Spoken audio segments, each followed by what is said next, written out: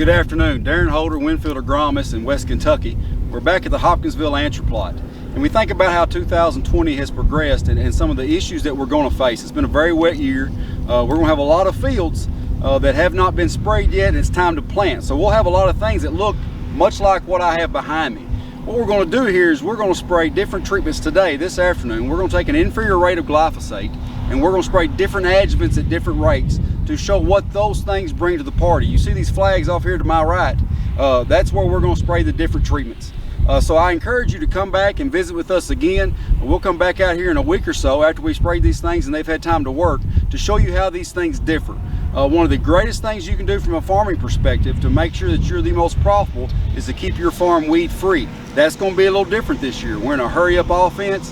Things are going to be a little bigger than usual. We're later than usual, which means we'll have some species that have already emerged, that emerge when the ground temperature gets warmer, such as Palmer pigweed, and we're in a little bit different place than we've been the last couple of years. So I encourage you to follow us and see how these things progress throughout the year.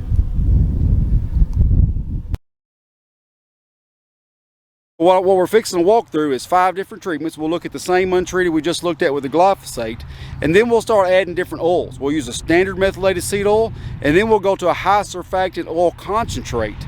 That's also a methylated seed oil that was designed, it was built so that it would not antagonize glyphosate, and we'll take a look at that as well. All right, so first treatment is glyphosate by itself. No adjuvant whatsoever. Nothing in the tank. This was sprayed 10 days ago. Yes, an inferior rate, but glyphosate is highly effective on fescue, and as you can tell, you can just see just behind the blue flags where we did not spray, and in the middle you see some differentiation. I'll zoom in here so that you can see that. You can see a really dark green strip there between our flags, and then you see where that grass drops off, that the glyphosate is having an effect on that. Now, we'll ease over here to the left to the next plot, and you'll notice that there's a considerable difference. This grass is much more brown. You can see a much more defined differentiation between where we did not spray and where we did. The addition here was just simple liquid ammonium sulfate at a rate that would be equivalent to about 4.25 pounds of ammonium sulfate per acre. Now we slide over here a little bit further to the left, and then you really start to see some differentiation here, and we really have done a much better job of knocking this fescue back and killing it. So we'll get an angle here where you can see all 3. Just glyphosate, glyphosate with ammonium sulfate, and then treatment number 3, which of the 3 is by far the best. This is using 1.25% of Class Act Next Generation, which would give you 4.25 pounds of ammonium sulfate. So the only difference between this treatment here and the one previous is what makes Class Act, which is the Cornsorb technology.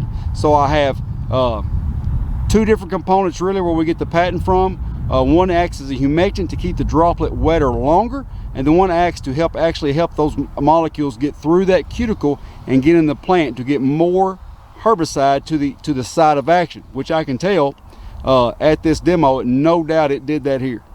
Here we are, we're back to this treatment we saw at the very beginning a while ago. This is straight glyphosate, hasn't changed, it was 5 minutes ago. But we'll move to our right here, and you can see that blue flag marks where we start the next treatment. And we walk over here to the right, and we'll notice that this treatment doesn't look a whole lot different than the glyphosate over there, and some of the fescue, especially right here on this edge here, doesn't look like it's been hit at all.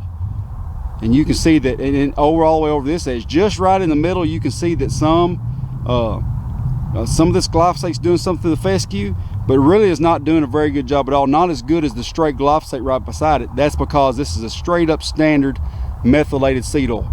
Okay, and that type of oil will antagonize glyphosate, and you'll see a reduction in your grass control. This is a big deal. I think about products like Sharpen, Authority, those PPOs that we use in front of our soybeans. We always mix them with glyphosate, and they always do a really good job on our broadleaves, but we typically will start missing some grasses. Why is that? Because we take the cheapest road we can, and I understand that, and we use a straight up methylated seed oil. Well, this is what happens. We actually can see that go backwards. Now that's the treatment we just left, and we pan over here to the right. This one all of a sudden gets better. This is that same standard methylated seed oil. The only difference here is we had interlock. we made sure that we got as much as our active ingredient as we could on target by micron optimization, by driving better depth of canopy, better penetration, and better deposition. You can see that that oil is doing a little bit better job. Still not what I would consider satisfactory, but doing a little bit better job. And then we'll move over here to the next treatment, and all of a sudden you can see, man, this treatment versus that one, if you get both of them in the frame here, you can notice that this treatment is noticeably better. Okay, this is Destiny HC at 0.75% versus a standard methylated seed oil at 1%. This product was specifically designed to be used with glyphosate to not antagonize glyphosate, to give enough oil to activate that oil-loving herbicide, but not take away from our glyphosate. So I get the best of both worlds. A little more expensive? Absolutely it is.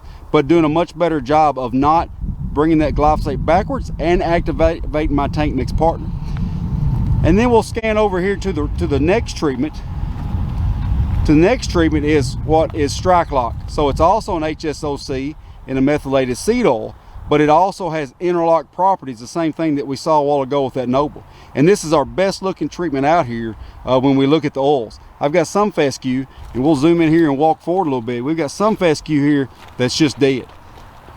I mean, even at an inferior rate of glyphosate, we have dead fescue, and we have more dead fescue than we do in any other plot.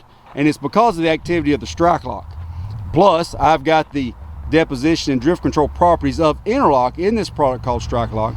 But it is a very active oil. It does a phenomenal job of penetrating that cuticle, getting that active ingredient in there, which is usually a detriment with glyphosate. But as you can tell here, we did not antagonize the glyphosate. This is a good looking treatment. So moral of the story, whether we're burning down or we're post-applying herbicides, adjuvants do make a difference with glyphosate, one of the most widely used herbicides that we have. Now, do I want dead weed the first time from all the chemistries that I use, or do I want to take the chance of having an escape, a yield robbing escape, and have to come back and spray that a second time and spend even more money? And I think you know which one is the best option.